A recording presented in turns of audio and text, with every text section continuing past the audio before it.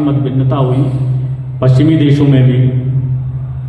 एक ये कि क्या पृथ्वी यूनिवर्स का केंद्र है या सूर्य यूनिवर्स का केंद्र है।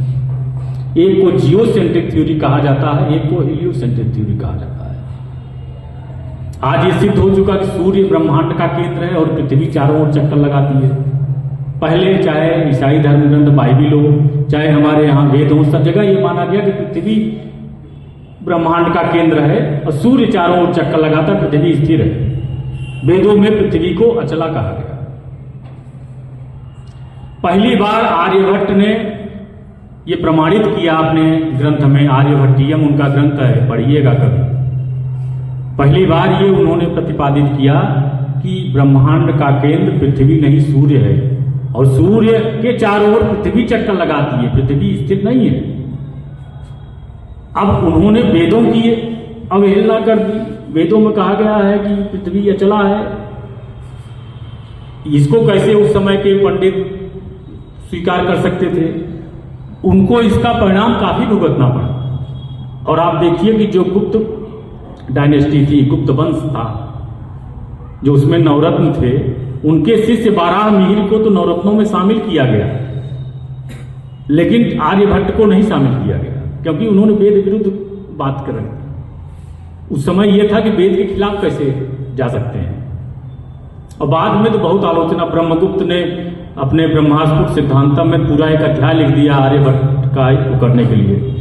जो आर्यभट्ट के शिष्य थे वाराहमिहिर, उन्होंने आर्यभट्ट के सारे सिद्धांत स्वीकार किए, लेकिन केवल यही एक नई सिद्धांत स्वीकार किया कि पृथ्वी स्थिर है, पृथ्वी घूमती है। और वाराहमिहिर ने भी कहा कि नहीं, पृथ्वी अचला, पृथ्वी स्थिर है। इतने बड़े विद्वान। और पश्चिमी देशों में तो आप देखिए गैलीलियो को यही कहने पे, हमारे यहाँ तो कम से कम हुक्का पानी ही बंद रखा गया। आर्यभट्ट का एक प्रकार से सामाजिक बहिष्कार किया गया, उनको नवरत्नों में शामिल नहीं किया गया। लेकिन पश्चिमी देशों में तो आप देखिए गैलीलियो को जेल में डाल दिया गया और जेल में ही उनकी मृत्यु हो गई। ब्रूनो एक बहुत बड़े गणितज्ञ थे, यही कहने पे कि ब्रह्मांड का केंद्र सूर्य है, पृथ्वी नहीं, खंभे में पकड़ के ईसाइयों ने जिंदा जला दिया। ये मैं तथ्यों को बोल रहा हूं, ये मेरा वर्जन नहीं है। इसलिए जो सत्य कहता है उसको थोड़ी समाज से, देश से थोड़ा बहुत प्रतिकार झेलना पड़ता है। लेकिन सत्य पे जो लोग अटल रहते हैं वही अंत में फलदायी होता है। और अंत में ये सिद्ध हुआ कि कोपरनिकस ने, केपलर ने, ये सबने सिद्ध किया कि ब्रह्मांड का केंद्र सूर्य है, पृथ्वी चारों ओर चक्कर लगाती है। और कोपरनिकस को भी बहुत झेलना पड़ा, उनको भी जेल जाना पड़ा।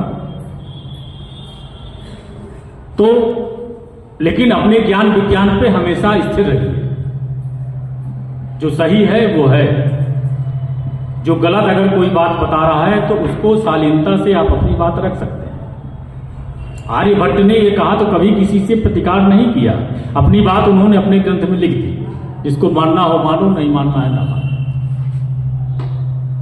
तो बच्चों से, आप लोगों से मेरा यही अनुरोध है कि जो नवीनतम ज्ञान विज्ञान है, पढ़ने की एक हैबिट डालिए। केवल अपनी किताब ही मत पढ़िए, बाकी और चीजें भी पढ़िए उससे रिलेटेड। ये जो इतिहास भी पढ़ाया जाता होगा आप लोगों को, सामाजिक विज्ञान का भी तो एक चैप्टर रहता है, किताब रहती है, विषय रहता है ना, क्यों प्रिंसिपल साहब 10th तक रहता है। ये सब तो पढ़ाया गया होगा ना, इनका नाम सुने होंगे।